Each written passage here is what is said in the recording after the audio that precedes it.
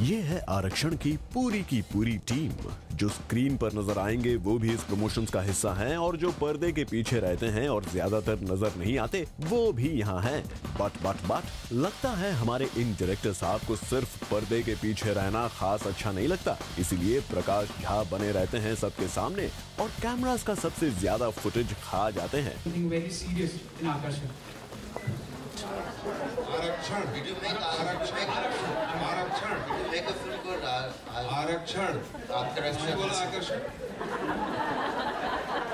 किसने बोला? उसको टी शर्ट दो नया सा।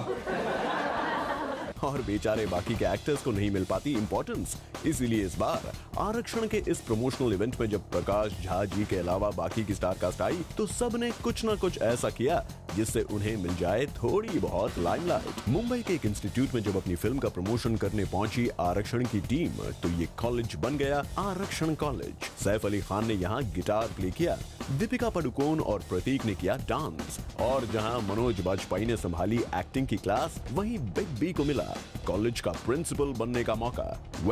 इन सभी स्टार्स की आरक्षण की ये प्रमोशन बाजी तो हम आपको बी टुनाइट में दिखाएंगे ही।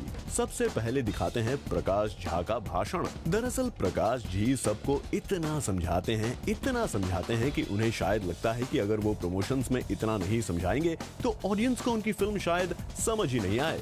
और हम और आप भले सवाल करते रहे कि कैसे सिर्फ जन्म के आधार पर कोई ऊंचा या कोई नीचा कैसे हो जाता है, लेकिन है ऐसा हमारे समाज में। जो श्रव्य है यानी जो हम सुनते हैं, ट्रेन जा रही है, पानी चल रहा है, कुछ भी हो रहा है, वो भी आवाजें हैं, संगीत है। अब छोड़िए भी प्रकाश झा साहब के इस भाषण को, सीधे मुद्दे पर आते हैं और उन्हीं से पूछ लेते हैं कि वो इस फिल्म में क्या कर रहे हैं। Well, I played a character called Deepak Kumar, who is a member of the underprivileged or Dalit backward. Dalit? You said Dalit? Yes. Where do you look Dalit from? This has also been an issue. Right. अब तक सैफ का elite class profile कोई issue नहीं बना, पर अब बनेगा भाई, क्योंकि झा साहब ने अपनी फिल्म के लीड हीरो के लिए कह दी कुछ ऐसी बात जो बतौर एक्टर सैफ की प्रेजेंट सक्सेस के बाद पहले ही गलत साबित हो गई है। Is the most underrated actor in the industry. Is the most underrated actor in the industry. Prakash ji शायद भूल गए हैं कि ओमकारा में लंगड़ा त्यागी के रोल से खुद को प्रूव कर चुके हैं सैफ और अब वो कहां अंडररेटेड एक्टर्स कहलाने लगे। चलिए सैफ को लेकर उनके डायरेक्टर साहब का एक और कन्फेशन सुना देते हैं आपको। He is amazing. He's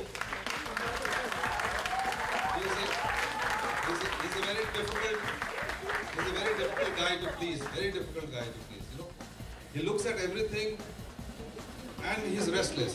अब बात कन्फेशंस की हो ही रही है तो देखिए कैसे इस कॉलेज में अपनी फिल्म को प्रमोट करने पहुंचे सैफ को आ गई याद अपने कॉलेज की एक केमिस्ट्री टीचर की जिन पर था सैफ का crush. Chemistry teacher with bad skin.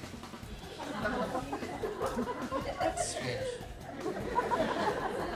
Love is blind. Saif बता रहे हैं कि लव इज ब्लाइंड, इसीलिए कॉलेज टाइम में उनकी क्रश थी उनकी केमिस्ट्री टीचर।